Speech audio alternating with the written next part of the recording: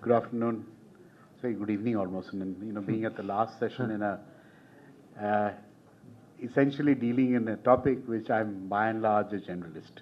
So I don't think I have too much to add into, the session that we are now in, except to add probably a little more of our thoughts and concerns as we go about looking at ICT, which to me is almost like Greek, beyond my personal computer and emails and the rest of it. Having said that, I think, the session, I think, essentially looks at what we're calling sustained urban development and a model of public-private partnerships. That's what we hope to do, and know the role of ICT within that particular sphere. Now, any development, I think, essentially of the city requires continuous investment. And that continuous investment is, to my knowledge, is in two folds. One is that through the government and through taxes and things like that, that the amount that the civic bodies or the administration puts in, and the other comes from private initiatives and through the PPP model that we're trying to now focus into.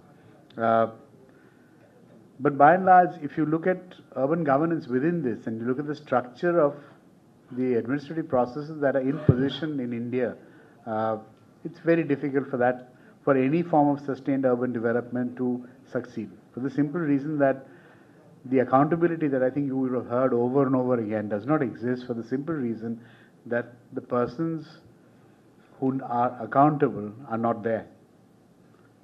The structure of the governance that looks at cities and the way it behaves, the way it deals with cities, are very, very disparate, in the sense that you have too many players in the whole event. In any state in the country, the major city is the home of both the municipalities and the state governments.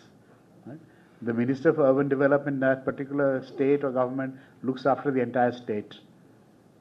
Delhi is an exception, because Delhi, in that matter, is a city-state.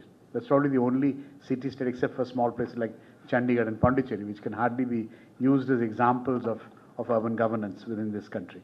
So thereby, the accountability that one is looking at is really in the hands of a certain degree to a number of bureaucrats, and there's nobody else in that system which requires a vote to be voted back into power.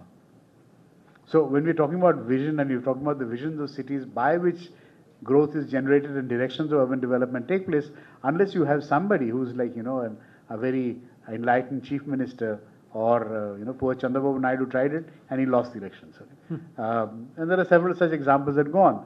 So unless this changes, and somehow we are into a position where you have in many other countries whereby particularly the mayor of a city takes charge of the city, and that is and the councillors and the people who come into the municipalities are the people who take control of the city, because they are your elected representatives of the city, which means that we have to look at the 74th Amendment in a much more serious manner. And unless that happens, there's very little chance of any accountability happening. And having said that, I think the 74th Amendment, as far as Delhi has been concerned, is brushed under the carpet. Right? We're not going to have it here. And that's a place where, where the legislation for that particular act has been made. Now, it's a good thing to know that, at least in terms of what the thinking of the government today is, that they've been thinking about inclusive development, which is nice. Because in order to bring any city to any kind of level of so-called world-classness or habitableness, that unless you're looking at inclusiveness, which means that by and large half the city's population who haven't had a say, who don't have a say, who don't have a place, who don't have jobs, who don't have all sorts of things. So if the government is now changing its heart, and there is a serious program, a big program that's coming in terms of trying to rehouse the entire slum populations and informal sector in this particular informal housing within the urban areas, and the target is apparently 5 years, and there is going to be a lot of money that is coming from many sources.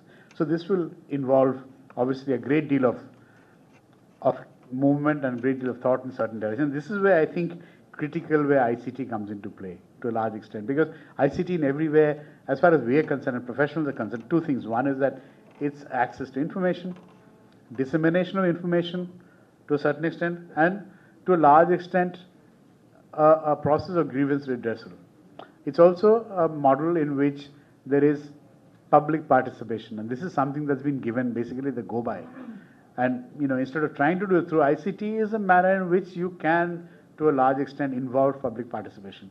Not really from every single person who sends an email, because that'd be incredible, But even then, there is a manner in which one can use this particular technology. The other part is that within professionals, that there are technological innovations available within the computer world, and I don't have to speak too much about it, which are many, many programs and software developments that have come across from all the different software people. You know how popular Google Earth is with a very simple tool, and it helps us to look at a lot of things. So similar, these technologies are what professionals are looking at. And I think that is the one way in which, to a certain extent, you can build in a level of transparency. I know in certain states, it has brought in quite a change in terms of at least the land records. It hasn't made a difference. Like, when you go for the mutation, it doesn't help. But at least it helps you to get your papers.